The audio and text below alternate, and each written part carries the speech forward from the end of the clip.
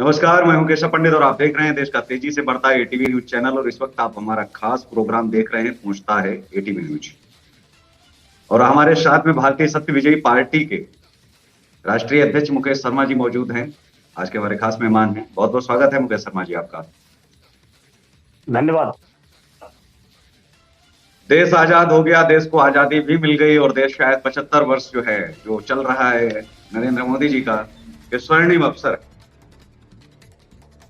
भी हम मना रहे हैं। आजादी के 75 वर्ष भी हमने पूरे कर लिए। लेकिन एक बहुत बड़ी चीज, जो महानायक देश के, जिन्होंने देश को आजादी दिलवाई और बड़ी बड़ी बातें की जाती हैं, प्रधानमंत्री नरेंद्र मोदी जी, उनका स्टेच्यू भी जो है लगवा देते हैं दिल्ली में।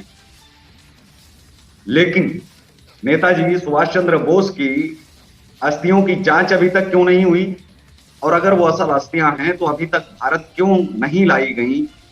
सबको ही आ गया, जिसे जहां जाना था वो भाग भी गए। लेकिन देश के इतने बड़े महानायक की अस्थियों को भारत लाने पर ना तो कांग्रेस बोल रही है और ना तो बीजेपी। आप कैसे देखते हैं? क्या नेताजी की अस्थियां कब तक जो है इंतजार करें? सरकार कब तक जांच उठाएगी और कब तक खिलवाड़ करती रहेगी यूं ही? और 75 सालों से वहां हैं और कितने साल लगता है आपको इंतजार करना पड़ेगा? जी पंडित जी, पहली बात तो आपके सभी एटीवी चैनल के दर्शकों को मेरा प्यार भरा नमस्कार। और जो आपने सवाल उठाया, बहुत अच्छा सवाल उठाया है। हमारे सुभाष चंद्र बोस जी एक अच्छे लीडर थे जी और उन्होंने कहा था कि आप हमें खून दो, हम आपको आजादी देंगे। वो तो अपनी लड़ाई लड़ लिए, लेकिन जो आप कह रहे हो अस्थियां कब आएंगी, उनकी जांच क्यों नहीं बैठी, तो मैं बता दूं पंडित जी, हमारे जो देश में चाहे तो कांग्रेस रही हो और चाहे बीजेपी रही हो, बीजेपी कहती है कि 56 इंची सीना। इसमें मैं ये बात आपको बताऊंगा कि हमारे बहुत अच्छे लीडर थे अटल बिहारी वाजपेयी जी। अटल बिहारी वाजपेयी जी ने कहा था कि करनी और कथनी में फर्क नहीं होना चाहिए। और ये बात में हमने अपने दिल में भी उतार ली और अपने जीवन में भी उतारी। तो ये जो कांग्रेस पार्टी है और बीजेपी पार्टी है, इनकी करनी और कथनी में जमीन आसमान का अंतर है। सबसे बड़ी बात यह है, कोई भी नेक काम करने के लिए नेक नियत की जरूरत होती है। इन लोगों का जो नीतियां जो है वो सिर्फ कुर्सी है। कुर्सी पे बैठो और देश को लूटो, देश को गुमराह करो। ये लोग क्या जांच कराएंगे? मैं यहाँ पे एक बात करता हूँ, सुभाष चंद्र बोस जी की भी साथ में भारतीय सत्ताधारी पार्टी ने, पंडित जी मैं आपको बता दूं, एक आरटीआई लगाई थी गृह मंत्रालय में। और गृह मंत्रालय में आरटीआई लगाने के बाद हमने जो पूछा उनसे कि जो पुलवामा हमला हुआ तो उसकी जांच अभी तक क्यों नहीं हुई? तो उस आरटीआई का भी आज तक जवाब नहीं दिया। तो ये जब जवाब आरटीआई जैसी चीजों का जवाब नहीं देते, इनको जांच करानी चाहिए। और जांच कराने के लिए, सुभाष चंद्र बोस जी की जांच कराने के लिए 56 इंची का कहने से सीना नहीं चाहिए, सच्चाई में 56 इंची का सीना चाहिए। तब जांच होगी, तब निकल के आएगी। और अगर ये अस्थियां पाकिस्तान में है तो भारत सरकार को लानी चाहिए। अगर जापान में तो बढ़िया, पाकिस्तान नहीं, जापान रैंको जी मंदिर में है जो अस्थियां रखी हैं। मैं वही सवाल की, इतने जो है शहीदों की अस्थियां वापस आ गई हैं, ब्रिटेन से भी आ गई हैं, लेकिन नेताजी सुभाष चंद्र बोस की अस्थियों पर ना तो आज तक किसी पत्रकार ने सवाल उठाया, ना तो किसी राजनेता ने सवाल उठाया, ना तो किसी बड़े प्रवक्ता ने सवाल उठाया। समझ में नहीं आता कि आखिर उनको भारत रत्न आज तक क्यों नहीं दिया गया, उनकी अस्थियां भारत क्यों नहीं लाई गई। और उनकी बेटी ने कितनी बार अपील की है, उसके बावजूद भी उनकी अस्थियों की डीएनए जांच भी नहीं करवाई गई। ये देश का सबसे बड़ा सवाल है। लेकिन ये सिर्फ सवाल बनके ही लग रहा है कि रह गया है, क्योंकि आज तक जनता भी आगे नहीं आती है। बड़े बड़े मुद्दों पर स्ट्राइक कर देती है, तमाम मुद्दों पर जो है महीनों धरना प्रदर्शन चलता है। लेकिन किस धरना प्रदर्शन की सबसे अधिक आवश्यकता है, इसको भी आप जो है कैसे देखते हैं? जी पंडित जी, अगर अस्थियां जापान में है तो हमारे भारत सरकार को इस पे पहल भी करनी चाहिए और अस्थियां लेके आनी चाहिए। मेन बात क्या है, हमारे देश की जो सरकारें बनती है वो निजी हितों के लिए बनती हैं। उन्हें ना तो देश से कोई मतलब है, ना जो स्वतंत्र सेनानी थे हमारे उनसे कोई उनको लेना देना है। अगर वो देखते हैं कि भाई इस लीडर के नाम लेने से हमारी पार्टी को कुछ लाभ होने वाला है, तो उसका तो नाम उठा लेते हैं ये, और जिससे लाभ नहीं होने वाला है उसको ये पूछते भी नहीं है। तो हमारे देश के लीडरों को अभी तक ऐसा लगा नहीं होगा कि सुभाष चंद्र बोस की अस्थियों को लाया जाए या उनकी जांच बिठाई जाए, और अगर इनको ऐसा लगता तो बिठाते। और भारतीय समाजवादी पार्टी आपके चैनल के माध्यम से ये पूरे देश के लिए बताना चाहती है कि अगर अस्थियां जापान में है, तो जिस दिन भारत की जनता ने मौका दिया और चांस दिया, तो भारतीय समाजवादी पार्टी उनकी अस्थियां लेके भी आएगी और उनको भारत रत्न भी देगी। जी, लेकिन साथ सवाल ये आता है कि जो तमाम देश भर की पार्टियां हैं, क्या वो प्रधानमंत्री को पत्र नहीं लिख सकती? क्या इसके नाम पर एक आंदोलन नहीं कर सकती जब तक कि वो सत्ता में नहीं आते हैं? जैसे आपने कहा कि हम सत्ता में आए तो नहीं आते हैं, क्या उससे पहले एक आंदोलन होना नहीं चाहिए? पानी के लिए आंदोलन भारतीय सत्ताधारी पार्टी अगर कर सकती है, बिजली के लिए कर सकती है, रोजगार के लिए कर सकती है, तो एक दिन कम से कम 23 जनवरी या उनकी पूर्ण स्मृति पर, पूर्ण तिथि पर, या जो सरकार ने डिक्लेयर अभी नहीं किया है, लेकिन फिर भी जो पूरा देश मनाता है, मानता है कि ताइवान में ऐसा हो गया था जिस दिन नेताजी नहीं रहे हमारे बीच, तो क्या उस दिन स्ट्राइक नहीं किया जा सकता? क्या उस दिन लोगों की जिम्मेदारी बनती नहीं है कि भारत सरकार के पास आकर के और भारत सरकार से जो है ये अपील करे और सड़कों पर उतरने की जरूरत नहीं है? क्या देश के लोगों को राष्ट्रभक्ति कहाँ चली गई, गुम होती सी दिखाई दिख रही?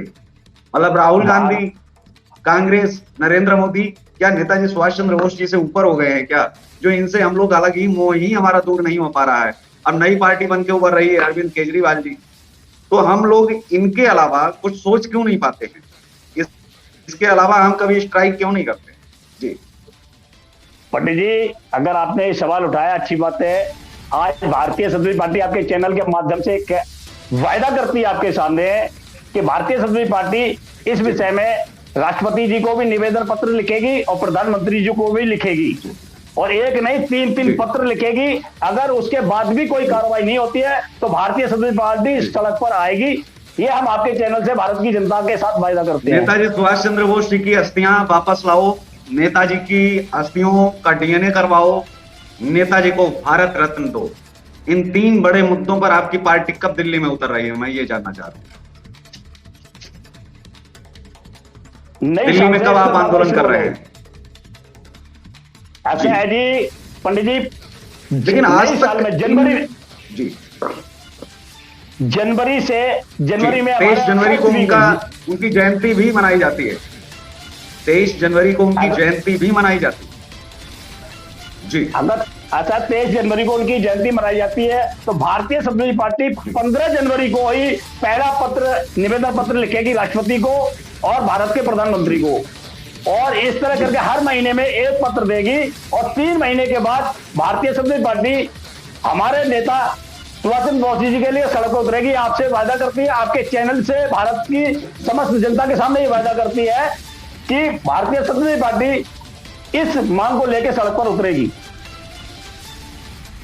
जी, एक सवाल और है साथ ही कि नेताजी के साथ साथ में क्या भारत रत्न का दर्जा उनकी पत्नी श्रीमती अमिला सेंकल को नहीं दिया जाना चाहिए? या नेताजी का बड़ा मंदिर नहीं बनना चाहिए? वहां रायकोजी मंदिर में रखी हैं, तो यहाँ भी तो एक सुभाष चंद्र बोस का एक मंदिर हो, उस मंदिर में अस्थियां बनवाई जाएं, रखी जाएं। आज तक उनकी बेटी को जो सम्मान मिलना चाहिए वो सम्मान आज तक हम दे पाए क्या? अनीता बोस। पंडित जी, सबसे पहला सवाल तो ये रहे, पंडित जी सबसे पहला सवाल तो भारतीय समाजवादी पार्टी का ये रहेगा कि कोशिश करके सबसे पहले प्रथम अस्थियां उनकी लाई जाएं।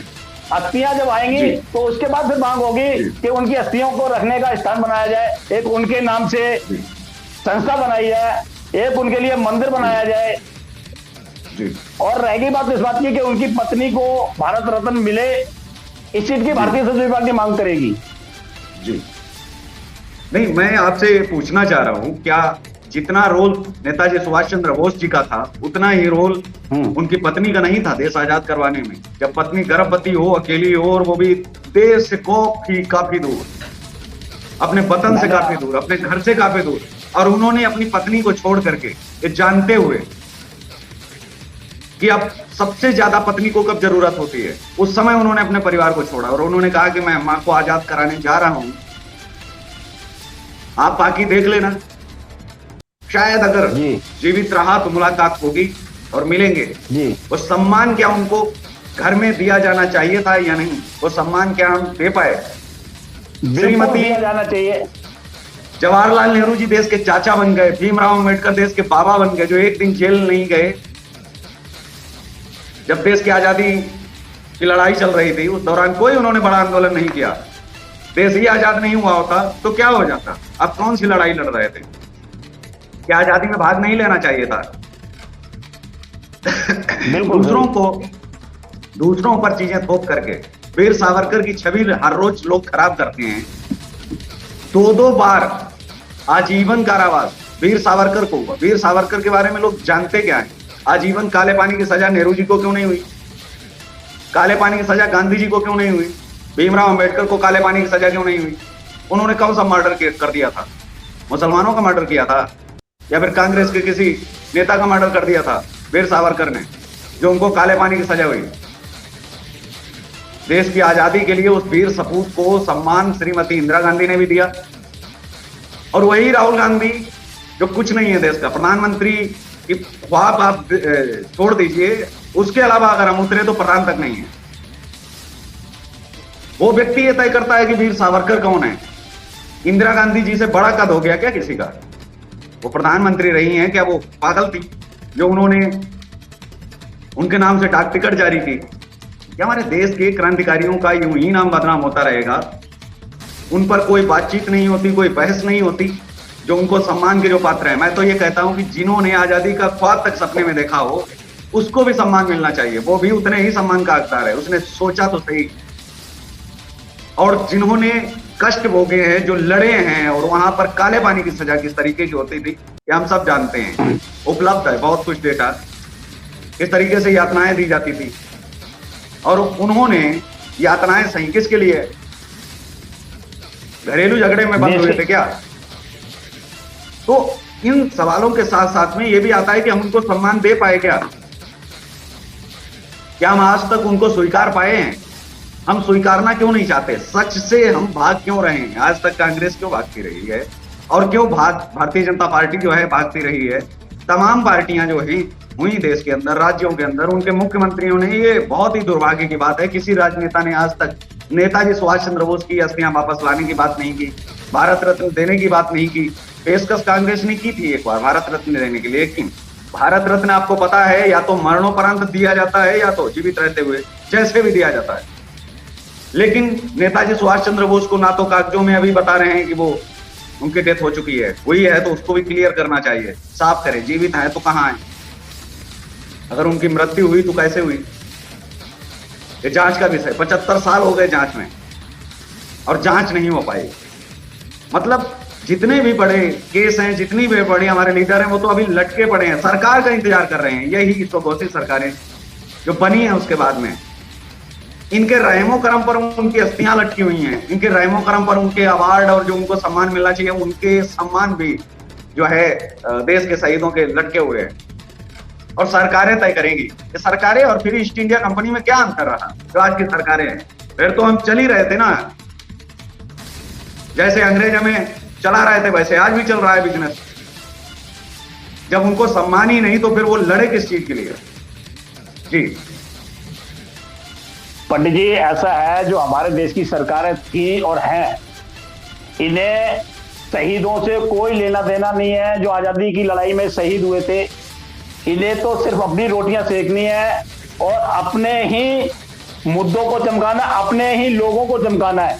इन्हें शहीदों से कोई मतलब नहीं है। भारतीय समाजवादी पार्टी इस बात की तो मांग शुरू से करती रही है कि जो हमारे बड़े बुजुर्ग जो शहीद हुए, शहीद की आजादी की लड़ाई में, उनको ना ही तो सम्मान मिला और ना ही उनके जो भावनाएं हैं, उनकी भावनाओं की कदर हो रही है। आज भी हमारा देश पूर्णतः आजाद नहीं है।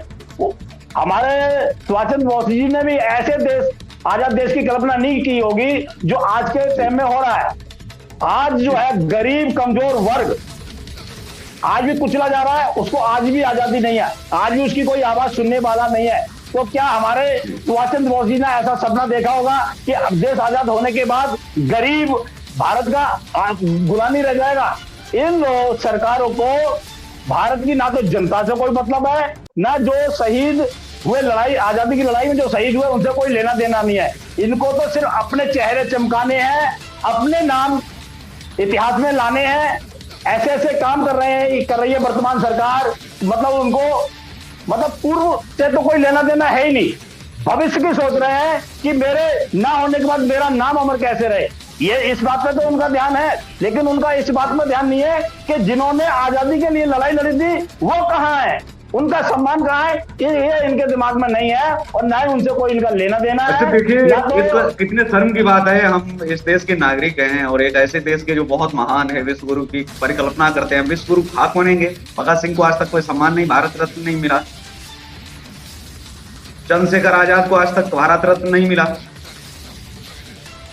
और भारत रत्न जिसे मिले हैं, मैं उनके लिए नहीं बोलूंगा कि उनको क्यों दिए गए, आप दीजिए, जिसको भी देना है उनको आप दे दीजिए, लेकिन इनको क्यों नहीं मिले, मेरा ये सवाल है। वो तो हालांकि भारत रत्न छोड़िए, वो तो नोबेल पुरस्कारों से बहुत ऊपर हैं, लेकिन हमारे शहीदों को क्या मिलने नहीं चाहिए? क्या सम्मान के हकदार नहीं है वो?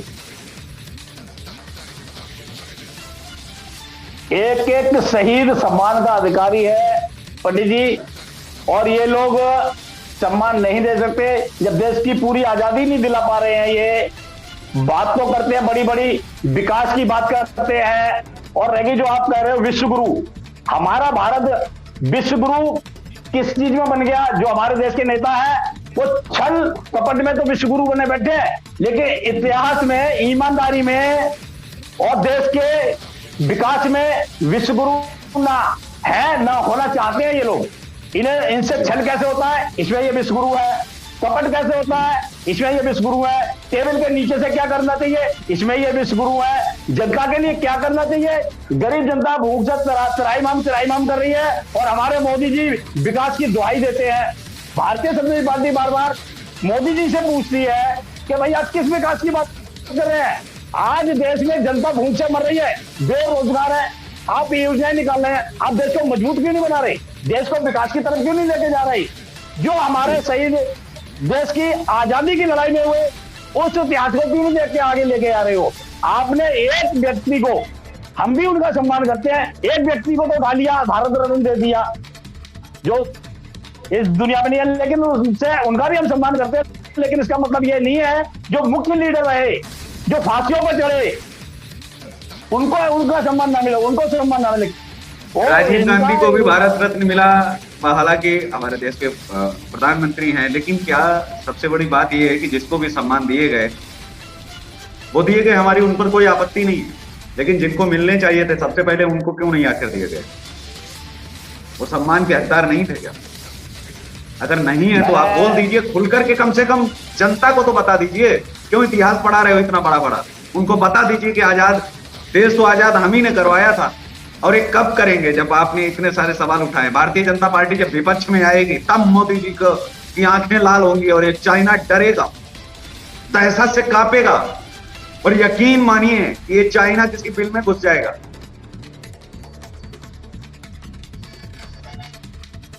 पंडित जी ऐसा है, इसके लिए इच्छा शक्ति होनी बहुत जरूरी है।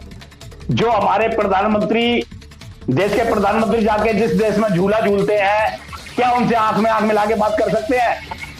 अगर आंख में आंख मिला के बात कर सकते हैं तो कई चैनल बताते हैं कि हमारी काफी धरती चाइना ने दबा ली मोदी जी के राज्य में, और इसके लिए मीडिया दिखाती भी है। भारत की मीडिया भी, मैं सब चैनलों की बात नहीं करता हूँ, कुछ चैनल ऐसे हैं जो मोदी जी के इशारे पे चल रहे हैं। इन्होंने देश का बेड़ा एनडीटीवी तो खरीद लिया ना, आप देखिए ना कितना बड़ा काम किया, एनडीटीवी खरीद लिया। नहीं रवीश को खरीद पाया तो कोई बात नहीं, एनडीटीवी तो खरीद लिया, एनडीटीवी पर तो मोदी जी दिखाए जाएंगे।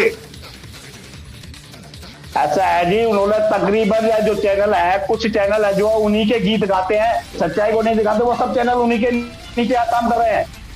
अगर हमारी मीडिया स्वतंत्रता के साथ काम करे तो मैं पंडित जी वायदा करता हूं कोई भी राजनेता अपनी मनमानी ना कर पाए।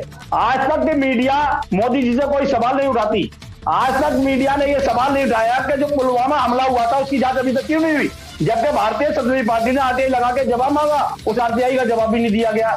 तो ये जो है जवाब मांगा जाएगा, पुलवामा का जवाब ये भी मांगेंगे जो भारतीय जनता पार्टी में बैठते हैं। ये जवाब कब नहीं, मांगेंगे? हमने जब ये विपक्ष बनेंगे, जिस दिन विपक्ष बनेंगे उस दिन ये कांग्रेस से जवाब मांगेंगे। ये नेहरू से जवाब मांगना चाहिए। आपने तो गलती कर दी है, आपको पत्र लिखना चाहिए था, लेकिन आपने लिखा होता उसमें कि मैं चाहूंगा कि नेहरू जी इसका जवाब दें आकर के, तो वो जरूर जवाब देते आपको। आपने तो गलती कर दी प्रधानमंत्री जी से सवाल करके कि आपका गृह मंत्रालय रिपोर्ट दे। किसी भी रिपोर्ट को आप देख लीजिए, उसके लिए जिम्मेदार तो नेहरू ही है, चाहे वो फिर पुलवामा का हमला हो या फिर कोई भी चीज हो। सभी चीजों के लिए सबसे कमजोर प्रधानमंत्री हमारे जो है नेहरू जी हैं, जो वर्तमान में बैठे हुए हैं। तो गलतियां तो उनकी हैं। ऐसा है पंडित जी, भारतीय सत्तारूढ़ पार्टी नाम से ही नहीं, काम से भी सत्तारूढ़ है। भूतकाल में ना जाके वर्तमान से हमें मांगना चाहिए, और वर्तमान से ही हमने मांगा है। और फिर ये पुलवामा जो हमला हुआ था, ये मोदी जी के राज्य में हुआ, मोदी जी को जांच करानी चाहिए। एक मेरे पास वीडियो है जिसमें जिस समय मोदी जी सीएम थे, उस समय ये मतलब भाषण दे रहे थे, उसमें कह रहे थे कांग्रेस सरकार में थी कि भाई सारी एजेंसियां इनके फेवर में है, सारी एजेंसियां इनके अंडर में है, तो ये जांच क्यों नहीं कराते? ये चाहे तो एक मतलब हवा का झोंका भी भारत के अंदर नहीं घुस सकता। तो मैं उस बात पे आता हूं, अगर मोदी जी जब आप सीएम थे तब आप कांग्रेस से तो ये सवाल उठा रहे थे, आज आप स्वयं वर्तमान में हैं, फिर आप क्यों नहीं भारतीय सत्तारूढ़ पार्टी की आरटीआई का जवाब देते हैं? क्यों नहीं पुलवामा की जांच कराते हैं? और इस बात गाना बन गया, भजन बन गया कि जो राम को लाए हैं हम उनको लाएंगे। बहुत अच्छी बात है, जो राम को लाए हैं माल्या कब लाएंगे? सवाल पूछो तो बहुत ही गद्दार आदमी हो आप, तो पाकिस्तानी हो, आपको तो पाकिस्तान चले जाना चाहिए। अगर हम बात करें ललित मोदी की, हम बात करें विजय माल्या की, हम बात करें उन तमाम जो है ऐसे लोगों की, आप देखिए राम रहीम बलात्कारी, ऐसे बलात्कारी को बाहर आप निकाल रहे हैं महीने भर के लिए, प्रवचन दे रहा है। कितने शर्म की बात है। ये हमारे देश का कोई संत है? आप बताइए, आपके इशारे पर आपकी सरकार निकाल रही है। क्या है राम रहीम? बहुत बड़े बड़े काम किए हैं तो छोड़ देना चाहिए। इससे तो बढ़िया है रावण भी, उनकी भी पूजा फिर करिए। रावण ने क्या किया? कम से कम बलात्कारी तो नहीं था। अगर इस हिसाब से देखें, उसने तो केवल एक कृत्य किया और आपने उसको कह दिया और महाविद्वान था। अगर हम उनके देखें, राम रहीम देखिए बाहर घूम रहा है, आ रहा है 1.5-2 महीने बाद, वहां भाजपा के पार्षद, भाजपा के नेता जाकर के आशीर्वाद ले रहे हैं कि प्रभु जी, गुरु जी, इस बार आप जो है आप हमको आपका आशीर्वाद मिल गया तो इस बार जो है पुत्र रत्न की ही प्राप्ति होगी। तो कौन सा आशीर्वाद है जो है हमेशा पुत्र रत्न की जो प्राप्ति के लिए बार बार निकाला जा रहा है? इससे बढ़िया है कि जितना खर्चा आप कर रहे हैं निकालने में, आने ले जाने में, आप उसको बिल्कुल छोड़ दीजिए। क्या दिक्कत है? कहाँ भाग के जाएगा? फिर तो भागेगा ही नहीं। आप देश के पैसे का दुरुपयोग कर रहे हैं ये बलात्कारी के लिए। क्या है राम रहीम? बलात्कारी है। ऐसे व्यक्ति को आप पूरा सपोर्ट आप कर रहे हैं, फांसी क्यों नहीं चढ़ाते? बलात्कार भी अलग अलग तरीके के होते हैं, कितने प्रकार के भाई। ऐसे इतने बड़े बड़े बलात्कारियों को अगर फांसी दी जाए तभी ये छोटे वाले जो है वो डरेंगे, सहमेंगे। तो राम रहीम को क्यों लटका के रखा है? जब सजा मिली तो 20 साल क्यों? मतलब बलात्कार की अगर सजा फांसी है तो राम रहीम अगर फांसी पर लटकाया जाता तो आप मुझे एक चीज बताइए, क्या आने वाले समय में बड़ा छोड़िए आप, छोटा भी क्या हिम्मत कर पाता? समाज में मैसेज अच्छा जाता या नहीं जाता? पंडित जी ऐसा है, हमारे देश में जो है कोई भी स्वतंत्र सरकार नहीं है, सभी सरकारें खुदगर्ज हैं। उनका जहां स्वार्थ होता है उस पक्ष में जाती है। हमारे देश में अभी तक कोई स्वतंत्र सरकार बनी नहीं जो स्वतंत्रता से काम करे। या तो ये पूंजीपतियों के जेब में जाके बैठ जाते हैं, या जो भ्रष्ट लोग हैं जैसे कि जो जिनका आप नाम ले रहे हो बलात्कारी हैं, उनके जाके पैर छू लेते हैं, तो उनके तो सीधे चौड़े होने ही होने हैं। अगर कोई भ्रष्ट आदमी ये कहने लग जाए कि उस मंत्री से मेरी जानकारी है, तो भारतीय सत्तारूढ़ पार्टी का मानना यह है कि उस भ्रष्टाचारी को और उस मंत्री को दोनों को जेल होनी चाहिए। भाई एक भ्रष्टाचारी से एक राजनेता का क्या मतलब है? और अगर कोई भ्रष्टाचारी इस बात को कहता है कि भाई उस मंत्री से मेरी जानकारी है, कई बार भ्रष्टाचार भी तो मुझे लगता है कि देश से बलात्कार है ना, देश की जनता का बलात्कार है ना। सीधा सीधा अगर सीधे शब्दों में कहें कि आप देश का बलात्कार कर रहे हैं ना, और देश तो भारत माता है। अब कोई माँ का बलात्कार अगर करे तो कैसे बेटे हैं? इतने हरामखोर हैं कि ये तो सुनते ही नहीं है। इनके बच्चे ही देश का रेप कर रहे हैं, कंट्री का रेप कर रहे हैं, इनको लटकाने के बजाय, इनको 20-20 साल सड़ाने के बजाय बाहर घूम रहे हैं, मौज कर रहे हैं, और यहाँ तक कि तेल लगवा रहे हैं। खुली छूट है। बोलते हैं कि सब्जी के साथ सलाद नहीं होगा तो मंत्री जी खाना नहीं खाएंगे, धरने पर बैठ जाएंगे, दुनिया हिला देंगे, सिस्टम हिला देंगे, अदालत का जज भी कांपने लगेगा, और वो ऐसे देगा कि नहीं भैया सलाद पहले ले जाइए, अदालत में बाद में आप आइए। तो इस तरीके के सिस्टम को आप कैसे कह सकते हैं कि हम आजाद सिस्टम में? आजाद भारत जरूर, सिस्टम कैसा है? बताओ,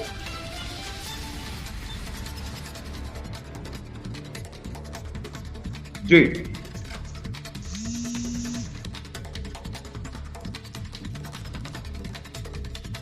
जी हेलो जी आवाज नहीं आ रही? जी आवाज आ रही है। हेलो जी आवाज आ रही है आपकी। ये आपकी आवाज कम हो गई है। कोई बात नहीं, आप बोलिए। हेलो जी आप बोलें। एक मिनट, शायद किसी कारणवश हमारे साथ में शर्मा जी की आवाज। स्टॉप कीजिए जी योगेश। अरे यार इसकी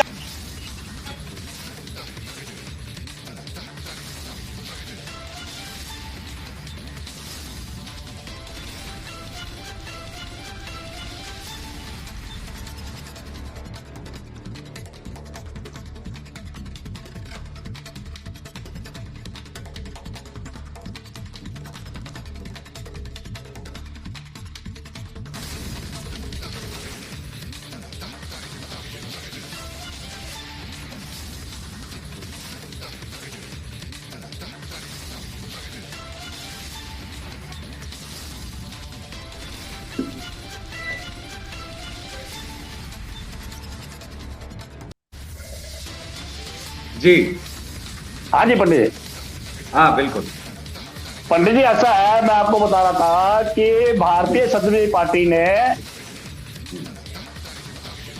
वे इसमें कोई और भी आवाज आ रही है अंदर।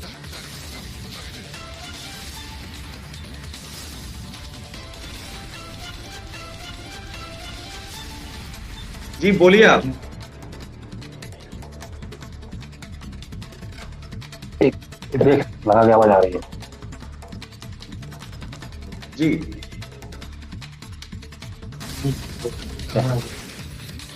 बोले आप, आपकी आवाज आ रही है। हाँ आपकी आवाज आ रही पंडित जी है। ऐसा है, हाँ ठीक है पंडित जी, ऐसा है भारतीय समाजवादी पार्टी ने इन भ्रष्टाचारियों की पोल खोलने के लिए एक आरटीआई लगाई थी गृह मंत्रालय में। जी भाई के भारत में, और ज्यादा नहीं 15 साल का रिकॉर्ड मांगा था, ओनली 15 साल का रिकॉर्ड मांगा था कि ऐसे कितने एमपी हैं कि जिन पे बलात्कार के केस चल रहे हैं, कितने एमएलए हैं जिन पे बलात्कार के केस चल रहे हैं, उनके नाम बताए जाएं। गृह मंत्रालय ने क्या किया, अपना बचाव करते हुए हमारी आरटीआई को भारत निर्वाचन आयोग को भेज दिया। भारत निर्वाचन आयोग से पत्र आया कि जी इसका जवाब हमारे पास भी नहीं होता है, जो स्थानीय है उनके पास है। मतलब उस आरटीआई का इन बलात्कारियों ने जवाब भी नहीं दिया। तो जो भारत में जो सरकारें चल रही हैं, ये अपने खुदगर्ज सरकारें हैं, अपने लोगों को बचाना अच्छी तरह से जानती हैं। जिस तरह देखिए, आपने भी देखा होगा कि जो अलीगढ़ में कांड हुआ था, एक बच्ची का रेप हुआ था, तो उसके बचाव में नेता जेल तक पहुंच गए थे, जेलर से तक मिले थे। तो ये सही मायने में देश में सरकारें नहीं चल रही हैं, ये खुदगर्जों की सरकारें हैं, स्वतंत्र सरकारें नहीं है, ना ही स्वतंत्र फैसला ले सकती हैं ये। और जब देश के एमएलए एमपीओ पर ही केस है, तो बताइए हमारी महाबहन बेटियां कहां पे सुरक्षित है? और यही सब ध्यान में रखते हुए भारतीय समाजवादी पार्टी ने आरटीआई लगा के मांग की थी कि भाई उनके नाम बताए जाए, जिससे भारतीय समाजवादी पार्टी उनके खिलाफ कार्रवाई कर सके और उनको निलंबित करा सके। लेकिन इन लोगों ने उसका जवाब भी नहीं दिया। जब से मोदी जी सत्ता में आए हैं, तब से आरटीआई के भी जवाब नहीं दिए जाते। भारतीय समाजवादी पार्टी ने बहुत से प्रधानमंत्री कार्यालय में पत्र लगाए, जिनका जवाब नहीं दिया गया। मैं आपको बताता हूं पंडित जी, हमने इनसे कई प्रकार के जवाब मांगे, नोटबंदी में आगे लगा के जवाब मांगा, उसका भी जवाब नहीं दिया इन्होंने। तो सब कुल मिला के देश में चोरों की सरकार है, खुदगर्जों की सरकार है, ईमानदार सरकार नहीं बैठी है। ये क्या कर सकते हैं? खरीद कर सकते हैं। जब देखिए कि हमारी वहां सरकार नहीं बन रही है तो खरीदो लोगों को टेबल के नीचे से। इस काम में ये माहिर है और इसी काम में ये विश्वगुरु है, और देश जो है इसीलिए डूब रहा है। आज देश की स्थिति इतनी कमजोर हो गई है, इतनी दयामयी हो गई है कि गरीबों को खाना नहीं मिल रहा है, रोजगार नहीं मिल रहा है। बेचारे शाम को सोचते हैं, सुबह को अगर काम नहीं मिलता तो उनके घर में चूल्हा नहीं जलता है। उस पर हमारे देश की सरकारों का ध्यान नहीं है। हमारी सरकारें खुदगर्ज हैं, लेकिन भारतीय समाजवादी पार्टी उन चीजों का दर्द है, गरीबों की आवाज उठाई है, उठाती रहेगी। और कभी भारतीय समाजवादी पार्टी को भारत की जनता ने मौका दिया तो भारत संपूर्ण स्वतंत्र होगा, पूर्ण विकास होगा। कोई भी किसी पे जुल्म नहीं कर सकता, और बलात्कारियों की तो सजाई मौत होगी, उसमें कोई बचत नहीं होगा। शहीदों का अपमान जरूरी है। देश के अंदर नेहरू जी चाचा बन गए, देश के अंदर भीमराव अंबेडकर बाबा बन गए, देश के अंदर महात्मा गांधी जी राष्ट्रपिता बन गए, देश के अंदर इसी देश के अंदर राष्ट्रीय बहू भी बन गई।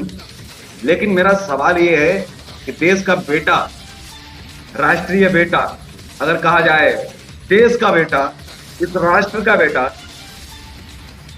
वो नेताजी सुभाष चंद्र बोस नहीं बन पाए। काश कि ऐसा होता कि नेताजी सुभाष चंद्र बोस को देश का बेटा कहा जाता, भले बाबा नहीं कहा जाता। वो तो सभी मायनों में तो सबके बाप हैं, सबके पिता हैं। इस आजादी के पिता जो है तो फिर बाकी लोगों की औकात नहीं रखती है कि वो कौन सा स्थान रखते। नेताजी सुभाष चंद्र बोस देश के बेटे नहीं बन पाए, देश की बहू श्रीमती अमिला सेंकल नहीं बन पाई। मैं तो कहता हूं कि उनको राष्ट्रीय माता और राष्ट्रीय पिता का दर्जा अगर देना था तो श्रीमती अमिला सेंकल राष्ट्रीय माता होती। उस देवी ने इस देश के लिए बहुत बलिदान दिया है। वो अगर चाहती तो कहते कि नहीं सुभाष जी आपको नहीं जाना है, तो सुभाष चंद्र बोस को रोक भी सकते थे। बिल्कुल ठीक बात। उन्होंने जीवन अपना वैधव्य में गुजारा। नहीं तो विदेश की धरती पर विदेशी लड़कियां 2 दिन इंतजार नहीं करती हैं, तलाक हो जाए तो उसी दिन शादी कर लेती हैं। वहां का कल्चर तो यहाँ बढ़ चढ़ करके बोल रहा है। पूरे जीवन उन्होंने साड़ी पहन करके काट दी श्रीमती अमिला सेंकल ने, लेकिन आज उनके सम्मान के लिए 2 लोग भी खड़े नहीं है। हम उनकी तिथि तक नहीं जानते कब मनाई जाती है, और उन्होंने देश के इतने बड़े महान भगवान के लिए अपना बलिदान दे दिया है। इस देश के लिए उन्होंने बलिदान किया है। अगर खोने की चीजें पूछी जाए तो उनसे पूछने की जरूरत है, जिन्होंने ऑफिसों में काम कर करके देश की आजादी हो गई थी, और नेताजी सुभाष चंद्र बोस की पत्नी जहां सोने का चम्मच लेकर के तो पैदा नहीं हुई थी, एक भी पैसा छोड़ा नहीं हुआ था, कोई भी आय का स्रोत नहीं था। कैसे काम किया आप किताबें पढ़ लीजिए, आप उनकी दयनीय स्थितियां भी आप जान लीजिए, कैसे उन्होंने अपनी बेटी को पढ़ाया और कैसे किया। राष्ट्र के आगे हाथ नहीं फैलाए। इस देश की सरकारों ने उनकी सुध नहीं ली, उनको बुलाया नहीं, उनके परिवार की देखरेख तक नहीं की, और ये कहते हैं कि हमारा परिवार है, परिवारवाद ने इस पूरे देश को लूट के रख दिया। और वही काम भारतीय जनता पार्टी भी कर रही है। राम को तो ले आए, लेकिन बोस बाबू को कब लाएंगे, कब अनिता बोस को लाएंगे और कब सम्मान श्रीमती अमिला सेंकल को दिलवाएंगे, वो नहीं बताएंगे। चीजें दोहराते जाएंगे। और वही काम, कांग्रेस पार्टी खत्म सी हो गई है देश के अंदर। हिमाचल ने संजीवनी दे दी है 5 साल की, लेकिन उसके बावजूद भी जो देश के बड़े मुद्दे हैं उन पर बोलना नहीं है। खत्म हो जाओ, मर जाओ, लेकिन मजाल है कि एक शब्द मुंह से फूट जाए। हमारी सरकार की नीति, हमारी पार्टी की नीतियां खराब ना हो जाएंगे, नेता नाराज ना हो जाए। सुभाष चंद्र बोस जी को अगर सम्मान दे दिया तो कोई नाराज ना हो जाए, इस चीज को देखा जाता है कि उनकी वजह से पार्टी उनके नाम ना हो जाए। कैसे नेता हैं, कैसी जनता है इस देश की, कहां राष्ट्रवाद है, मेरे तो समझ में नहीं आता है। आरएसएस को सबसे ज्यादा धूमधाम से नायक नेताजी सुभाष चंद्र बोस की जयंती मनानी चाहिए, उनके लिए लड़ाई लड़नी चाहिए। क्या इस देश के अंदर आरएसएस ने किया? और आरएसएस ही सारे संगठन जिम्मेदार हैं इस चीज के लिए, सभी बुद्धिजीवी वर्ग जिम्मेदार हैं इस चीज के लिए। मैं तो हर व्यक्ति को मानता हूं कि इसके लिए मीडिया भी उतनी ही जिम्मेदार है और उतने ही राजनेता जिम्मेदार हैं। इस देश का बच्चा बच्चा जिम्मेदार है और बच्चे बच्चे पर कर्ज है नेताजी सुभाष चंद्र बोस और उनके परिवार का, उनकी बेटी का, जिसने अपने पिता को नहीं देख पाया, जो पेट में ही थी, और शायद उनके जो है नहीं, जब उनकी बेटी जो है जब छोटी थी तो समझिए कि तभी उनकी डेथ हो गई थी। अगर हम कागजों की माने कि ताइवान में ऐसा हादसा हुआ था, तो उसने जाना नहीं कि पिता का प्यार क्या होता है। एक पत्नी ने एक पति का प्यार नहीं जान पाई, जवानी में अपने पति को खो दिया, बलिदान कर दिया इस देश के लिए। और इस देश ने क्या दिया? आज तक एक सम्मान के लिए शब्द भी नहीं लिखा उस महिला के लिए। जी पंडित जी, ऐसा है कि हमारे जो वर्तमान सरकार है, जो आपने कहा ना कि शहीदों का अपमान करने वालों को, सही मायने में जो भारत में शहीदों का अपमान करता है उन पर देशद्रोह का मुकदमा लगना चाहिए। लेकिन वर्तमान में हो क्या रहा है, वर्तमान सरकार के खिलाफ बोलोगे तो आप पे देशद्रोह का तो केस लग जाएगा, लेकिन शहीदों का अपमान हो रहा है तो उसे कोई लेना देना नहीं। देशद्रोह का आरोप लगने से कुछ नहीं होगा, जेल में जाएंगे तब तो भौंकेंगे, क्योंकि कुत्ते की पूंछ कभी टेढ़ी नहीं हो सकती, सीधी नहीं हो सकती, कहा जाता है ना। तो मैं आपसे यही पूछ रहा हूं कि इनको जेल में डाला जाए, वो जरूरी नहीं है। ऐसे नेताओं की नेतागिरी पर प्रतिबंध लगा दिया जाए कि आप पार्टी में तो रहेंगे, लेकिन आप आज के बाद में बोलेंगे कुछ नहीं, कहीं से चुनाव नहीं लड़ पाएंगे। आप चौकीदार की नौकरी कर लीजिए, लेकिन आप कभी भी राजनीति में कदम नहीं रख पाएंगे। वहां से क्या राजनीति से इनको सस्पेंड ऐसे लोगों को कर देना चाहिए या नहीं? जब बोल ही नहीं पाएंगे तो भौंकेंगे कैसे? फिर दोबारा भौंकते हैं तो इनको राष्ट्र की चाहे जो धारा लगाकर इनको जेल में बंद करना है, सड़ाओ इनको। अगर एक बार गलती करते हैं तो इनको जहां पर हैं उस जगह से इनको प्रतिबंधित कर देना चाहिए। बोलने पर इनके पाबंदी लगा दो, रखो गुलामों की तरीके से देश के अंदर। वो तो रहे, लेकिन बोलने के लिए, सिर्फ खाने के लिए रहे। जी पंडित जी, हमारे देश में बहुत सी कानूनें बनी है, ये बात नहीं है कि हमारे देश में कानूनें है नहीं, लेकिन इन नेताओं ने, राजनेताओं ने उन कानूनों को जो है इतना कमजोर कर दिया है, इतना लचकीला कर दिया है कि वो कानून नजर ही नहीं आते। अगर हमारा कोई प्रशासन अगर उन पे कार्रवाई करना भी चाहे तो मंत्रियों की घंटियां बजने लग जाती हैं। जिस दिन इस देश में ऐसा वातावरण हो बन जाए कि भाई अगर कोई अपराधी है तो उसको सजा मिलनी चाहिए, और अगर किसी मंत्री के पास, मैंने पहले भी कहा था, अगर किसी मंत्री के पास अगर फोन जाता है तो मंत्री उसको सपोर्ट करना छोड़ दे, और यदि कोई मंत्री उसको सपोर्ट कर रहा है तो उस मंत्री को उसी टाइम इस्तीफा देना चाहिए। अगर ये हमारे देश में कानून बनेंगे तब देश का सुधार होगा। तब बांग्लादेश के टुकड़े इंदिरा गांधी जी ने करवाए थे, बांग्लादेश के टुकड़े इंदिरा गांधी जी ने करवाए थे, और आज बांग्लादेश में ये बिल पास हो गया, ये कानून बन गया कि अगर नेता अपराधी है, अपराध का मुकदमा दर्ज होता है तो वो चुनाव नहीं लड़ पाएगा। कब तक? जब तक कि उसको बरी नहीं किया जाएगा, और अगर वो उसको सजा पड़ गई तो वो फिर बिल्कुल ही चुनाव नहीं लड़ पाएगा, और कभी नहीं, अपने पूरे जीवन में तो भूल जाए कि चुनाव क्या चीज होती है। केवल सुनेगा, वोट डालने का तो अधिकार होगा, लड़ने का नहीं, कि आप जेल में पहुंच गए और वहां से आप चुनाव लड़ सकते हैं। तो बांग्लादेश जैसे देश को समझ में आ रहा है, बहुत सारे लोगों को समझ में आ रहा है, लेकिन इस देश को समझ में नहीं आ रहा है। पंडित जी, हमारे देश के जो राजनेता है वो गुंडों का ही तो इस्तेमाल करके शासन पे जाते हैं, तो उन गुंडों के खिलाफ कैसे जा सकते हैं? जिस दिन गुंडों के खिलाफ जाके और गुंडों से शासन न करवा के स्वतंत्र सरकार बनेगी, उस दिन ये सब कानूनें भी बनेंगी, और जो भ्रष्टाचारी है। लेकिन सवाल जनता का ये भी रहेगा शर्मा जी कि कहीं केजरीवाल जी की तरह आप भी तो नहीं भूल जाएंगे सत्ता में आने के बाद, क्योंकि यही मीठा मीठा बोल करके केजरीवाल जी सत्ता तक पहुंच गए। बोले हम आएंगे तो लोकपाल बिल लाएंगे, हम आएंगे तो अन्ना जी को आंदोलन का चेहरा बहुत बड़ा बनाएंगे, हम आएंगे तो इस देश में राजनीति का भूचाल आ जाएगा, हम आएंगे तो ये परिवारवाद खत्म हो जाएगा, हम आएंगे तो जितने कागज अभी दिखा रहे हैं कांग्रेस के नेताओं का, मजाल है कोई जेल से बाहर होगा, हम सभी को बंद करवाएंगे। लेकिन आज क्या है, वो जितने बड़े बड़े बिल ला करके बैठते थे और कहते थे कि ये आरटीआई से निकला, अभी वो आरटीआई वाले सब गठबंधन बनाने लगे। बोले अभी तो हमारा एक ही लक्ष्य है, मोदी जी को हराना है। लक्ष्य मोदी जी को हराना है, ये तो व्यक्तिगत चीज हो गई। मतलब है कि आप में खुद की कोई काबिलियत नहीं है, मोदी जी को क्यों हराना है? आप देश के सामने रखिए ना कि आप क्यों आना चाहते हैं, देश आपको क्यों लाए, इस वजह से कि आप मोदी जी को हराना चाह रहे हैं। वो तो हम भी चाह रहे हैं कि हम भी प्रधानमंत्री बन जाएं कल को, क्योंकि हमारा लक्ष्य तो मोदी को हराना है। उनसे बड़ा लक्ष्य है, उनसे हमारा बड़ा कोई दुश्मन नहीं है। अगर प्रधानमंत्री इन बातों से बनता है तो फिर तो मैं भी पर्चा भर दूं कल को कि मैं भी प्रधानमंत्री बनूंगा। अरे ये झुंझुना थोड़ी नहीं है बच्चे का कि कल को कोई भी ये चीज कहे, लेकिन बात यह है कि केजरीवाल ने जो चीज बोली देश की जनता ने मानी। अब देखिए ना, इस देश के अंदर सबसे बड़ी कमी क्या है? जूता खाने वाला आज सेलिब्रिटी बना बैठा है और जूता बेचने वाला बेचारा बेरोजगार हो गया है। तो इस देश की हालत पे किसी महान विद्वान ने बहुत बड़ी बात कही थी कि जब जूता मॉल के अंदर शीशे में बिकने लगे और किताबें फुटपाथ पर, तब समझ लेना चाहिए कि देश को जूते की जरूरत है, किताबों की नहीं। जी पंडित जी, ऐसा है जो आपने अभी सवाल किया कि आप भी तो कहीं केजरीवाल जी की तरह नहीं हो जाएंगे।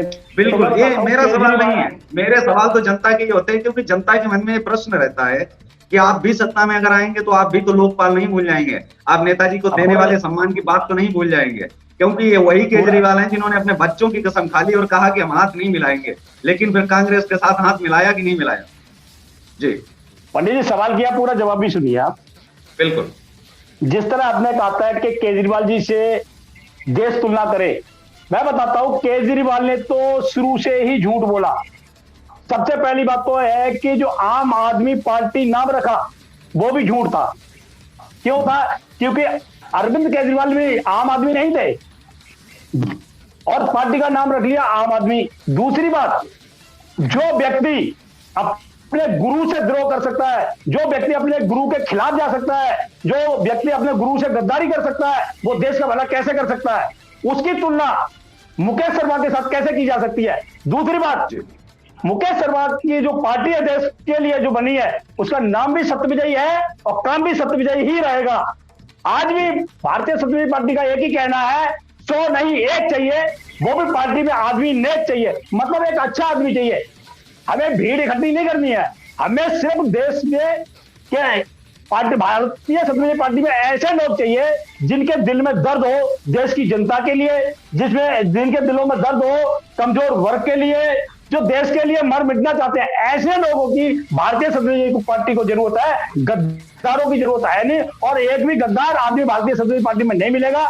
अगर कोई पिछले दरवाजे से आ भी जाता है, पता लगता है तो उसको जैसे दूध से मक्खी निकाल के बाहर फेंक दी जाती है, उस व्यक्ति को बाहर निकाल के फेंक दिया जाएगा। इसीलिए भारतीय सत्यविजयी पार्टी का संगठन बहुत धीमी गति से चल रहा है, क्योंकि हम बहुत सोच समझ के व्यक्तियों को पार्टी में ले रहे हैं। भले भारतीय सत्यविजयी पार्टी पूरे देश में पहुंच चुकी है धीरे धीरे और अपना बढ़ चल के भाग भी ले रही है और अभी भी गरीबों के लिए काम कर रही है और विशेष रूप से गरीबों के लिए काम कर रही है और विशेष रूप से गरीबों के लिए काम करेगी।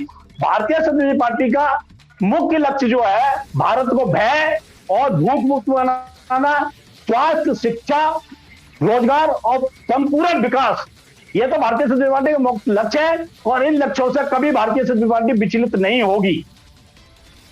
लेकिन इसी बीच में एक छोटा सा ब्रेक लेते हैं और ब्रेक के बाद फिर जो है जुड़ते हैं।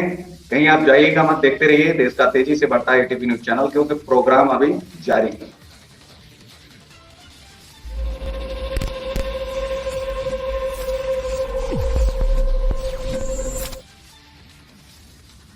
सलोनी, इतने दाग धुल जाएंगे। और कीटाणु का क्या? मासी ऐसा गुस्सा करेंगी मम्मा। आज दाग के साथ कीटाणु हटाना भी जरूरी है। नया फेना जर्म क्लीन, जो सिर्फ दाग नहीं हटाए 99% तक कीटाणु भी। ये लैब से प्रमाणित है, इसलिए फेना ही लेना।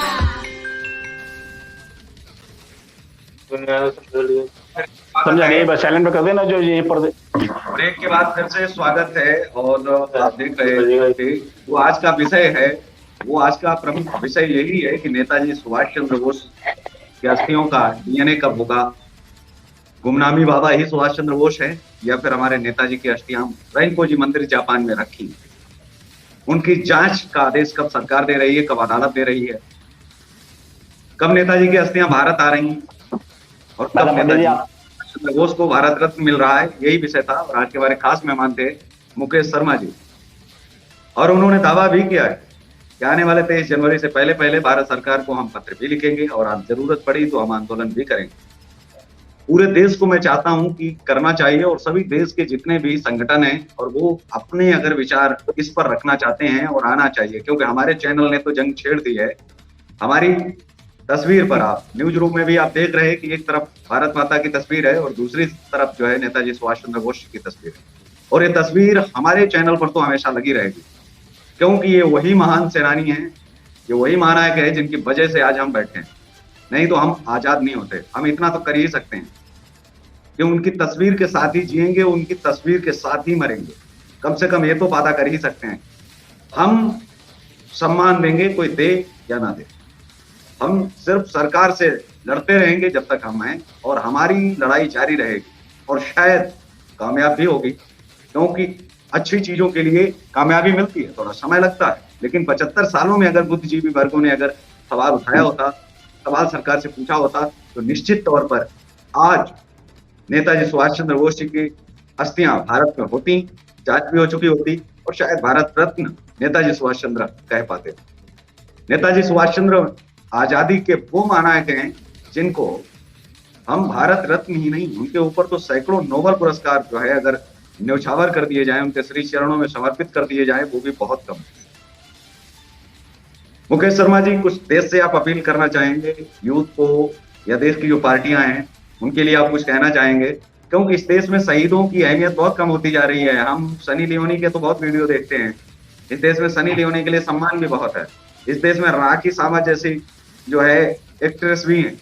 इस देश में सिने जगत क्या कर रहा है उसको भी आप देख रहे हैं, क्योंकि कहते हैं कि हम अपनी दो आंखों से कुछ छोड़ नहीं रहे हैं, हम अपने युवाओं को दे क्या रहे हैं, लिव इन रिलेशनशिप।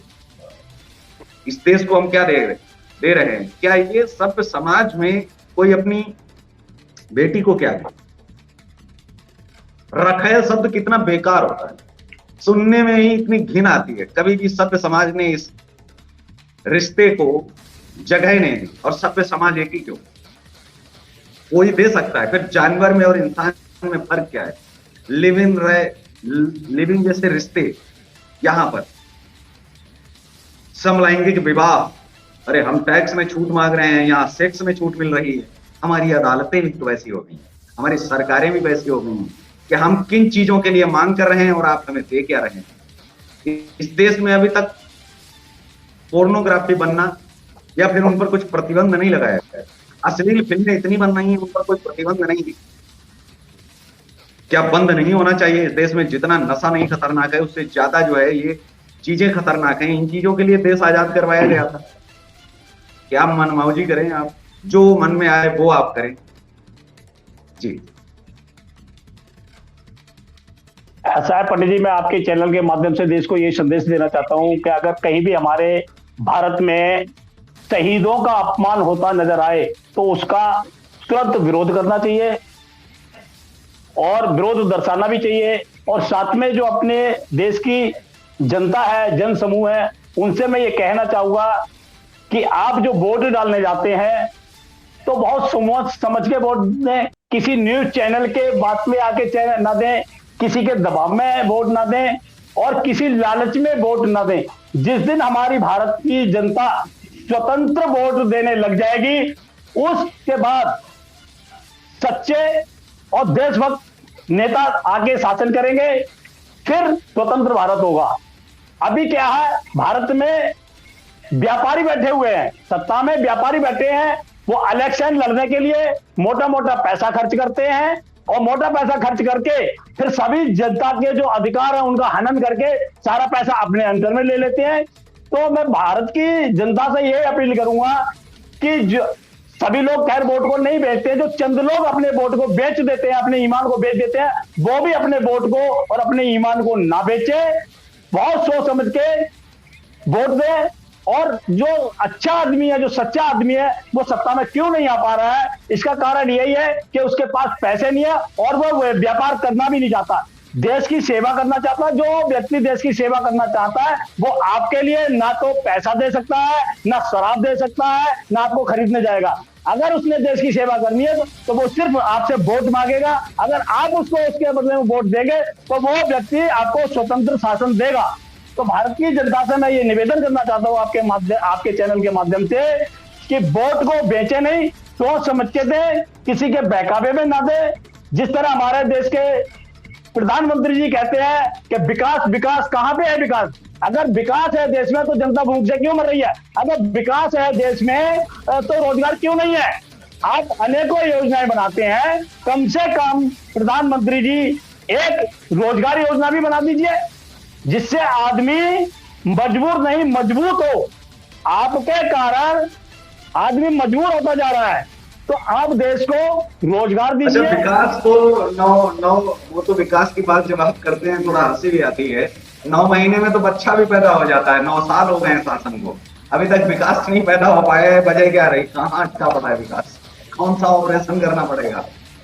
जी पंडित जी, ऐसा है, इसमें इच्छा शक्ति का ऑपरेशन होगा जी। और इच्छा शक्ति जब ही जगेगी जब हमारे देश का जो वोटर है ना वो जागेगा। उसके बाद 9 महीने में विकास भी पैदा हो जाएगा, सब कम हो जाएगा। अभी जो है नेताओं के लिए डर नहीं है जनता का। क्यों डर नहीं है? क्योंकि वो 5 साल में इतना पैसा इकट्ठा करके रख लेते हैं जनता के अधिकारों का हनन करके कि उन्हें पता है आने वाले चुनाव में हम इससे वोट को खरीद लेंगे।